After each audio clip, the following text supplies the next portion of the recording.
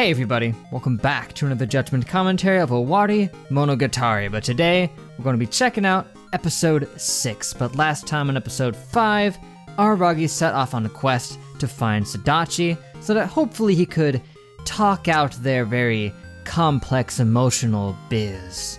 And initially, Ogi offered to give him some assistance with this quest, but that was until Hanekawa rolled up and told him not to trust her. Because yeah, Hanekawa does not trust Ogi. She seems very suspicious of her. I'm not sure what makes her so suspicious to Hanekawa, but I mean, I guess she's not technically wrong. And a little bit of a fight breaks out between Ogi and Hanekawa. Not a physical one, but they kind of get in each other's faces about it, you know? Kind of just blatantly insulting each other over it, and then they decide to settle this the old-fashioned way by asking Araragi what he thinks. Who does he want to help him out with this one? Now, honestly, me personally, I didn't have much of a stake in who should help him out, just because I thought both of them would be qualified to assist him here. Ogi especially because, well, she's been doing nothing but help Araragi through this kind of emotional stuff this entire, final season here, but Hanekawa has been, she's been quite helpful in the past, even if she has tried to kill him on multiple non-consecutive occasions. Hanekawa has proven to be quite level-headed in most instances and has known Araragi for quite some time, longer than Ogi has, if you take her at face value here.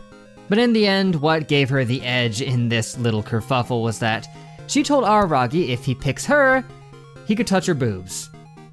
Yeah. Now, it wasn't the incentive of that made Araragi pick her, it was that he thought she would only offer it if she was very serious about it, so he had no choice but to go with her, leaving poor Ogi behind to be all dejected about it. Quite sad. So eventually they do track her down. She's living alone in an apartment right now, and at first they ran into a bit of a problem because Hanekawa was concerned that she might be in her pajamas and they don't want to just walk in on her like that, so she goes in first, sees that she is in her pajamas, tries to ask her to change, but she's like, nah, I ain't gonna change just for Araragi. Hanekawa tried to put her foot down about that, but she refused. But now that that's all sorted out, Araragi can just walk in and they can have a nice chat. I'm sure no yelling or insults will be happening there. I don't know, maybe it'll go better than it did the first time now that Araragi has all of the information here, because before, he just made it worse with all of his attempts at trying to talk to her because he had no idea what was going on. So now that he does have an idea of what's going on, maybe he can talk her down. Maybe he can make things at least a little better this time, but whatever. We can get right into the next episode because, man, it's been a frickin' week since I've checked one out. Last week was weird, so let's not waste any more time and just go. Unless, nope, the headphone's not working. Ha, knew it. Man, that's annoying. And I still have no idea why it happens. What are you gonna do? Let's go. Sweet mercy, what a heavy episode. Just Sodachi laying down once and for all everything that has gone down here. And they didn't really say it straight out, I don't think, but the implication would probably just be that she ran away from home to avoid the abuse, Araragi's parents found her, and being police officers, they took her to their home until they could sort out where she came from, probably, maybe. That would explain why they never went back to check on her, because if they knew that she was from an abusive household and they brought her there specifically to shield her from that, I can't imagine that they would just let her go and wouldn't go and make sure she was fine after that. I mean, Child Protective Services would be all over it if they were specifically trying to shield her from that. But either way, that's how she knew Araragi's parents were police officers, because she was taken in by them, and then upon being taken in, she saw the much more normal life that Araragi lived, just bickering with the sisters, playing with them, that kind of stuff, and how neat and tidy the house was, and that nobody was just getting horrifically abused, and it caused her to wake up a little bit. And her response to this awakening was that she went home. She went back, which May not be a logical decision, but given her position, I can understand.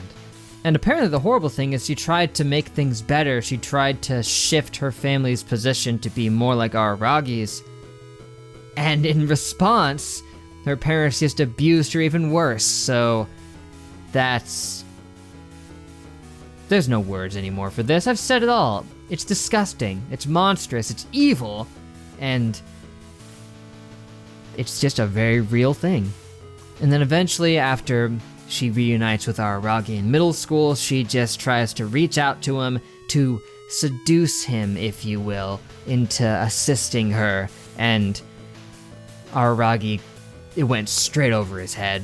All of the problems that were there just flew clean past him. And what didn't help was that he had apparently already forgotten her at that point, probably. Well, at the very least. And, I mean, maybe he didn't. He might have remembered her in that brief moment she was at his house, but it probably wasn't going to change his position that much, because he didn't know why she was there as a kid. His parents just brought a girl home one day, and she sat in the corner for a little bit and then just took off. And then after the divorce happened and her mom took her away and then shut herself in, her mental state was not going to go very well from there, you know? She was able to support herself even when she was very young, and that is impressive. I mean, she took care of everything. She made her meals, took herself to school, filled out all that paperwork she needed to get all the welfare and all that. So that's pretty remarkable. But of course, to try and cope with all of this here, she started to blame Araragi for it, that he missed it, and of course she said the catalyst was that when they reunited again in high school, and he just straight up didn't remember her at all, it just made it so much worse. And then on top of all of that, we eventually get to the math problem where the teacher helps them all cheat on the test, and then she just, justifyingly wants to get to the root of what happened there, and then everybody blames her for it, including the teacher, the one who did it. And naturally, yeah, you're just gonna walk right out and never come back after that one, especially with everything else she dealt with. Just wow. She did nothing to deserve any of this horrible stuff that happened to her, and yet it all happened anyway. So cruel. Why even write something so sad? It's killing me. Just Sodachi ended up being one of the most tragic figures of this entire freaking series, man. Just so bad. So much badness happened to her that it's unbelievable, and it has naturally made her very fragile and even a bit violent because, a lot of those tendencies probably got instilled into her subconsciously. She's never really known living any other way. But now we've been presented with a mission. She has said that she'll, apologize to Senjigahara, she'll make more efforts and all that if they find her mom. I guess to give a sense of closure, it was her mom just up and leaving that started a lot of this, so she's already gotten a bit more closure with Araragi, so some closure with her mom would probably help. She couldn't care less about her dad though, so screw that guy. Doesn't even matter about what's going on with him. But despite everything her mom did, she still couldn't bear to hate her too much. And man, I can't not have some sympathy for her mom because she was being abused as well by her husband, and that's obviously a horrible thing, but you just can't justify child abuse, man. So how are they gonna find her? I don't know. You got me. Who knows where she could possibly be, but if anybody can do it, it's Hanekawa and Araragi, and who knows, maybe they'll even recruit Ogi on this one. Probably not, Hanekawa doesn't like her. But I'm sure she could actually help if they wanted her to. And Hanekawa brought up a good, weird quandary about this, that the door apparently was locked from the outside. So how did she get out? I guess, as she said, maybe it can just unlock from the inside as well, and then she locked it when she left. And then in the same way, she exited the front door and then locked it on the way out as well, which is odd. I mean, I'm not sure what it could mean, but Whatever the case may be, I'm sure we'll get something resembling an answer next time for episode 7? Yeah, 7. That's the one. And I think that's the last one for Sodachi Lost. And then after that, I think the entire rest of the episodes here are actually dedicated to one arc. I haven't looked to confirm, but I think that may be the case. But that's something to worry about next time, guys. So for now, that's it. Thank you for watching. Make sure to leave a like and a comment if you enjoyed. Subscribe to be updated on more. That'd be great. Like I said, next time is episode 7. I'm gonna try my hardest to make sure that one gets out tomorrow. I think I can do it. I managed to get this one out, so we'll see.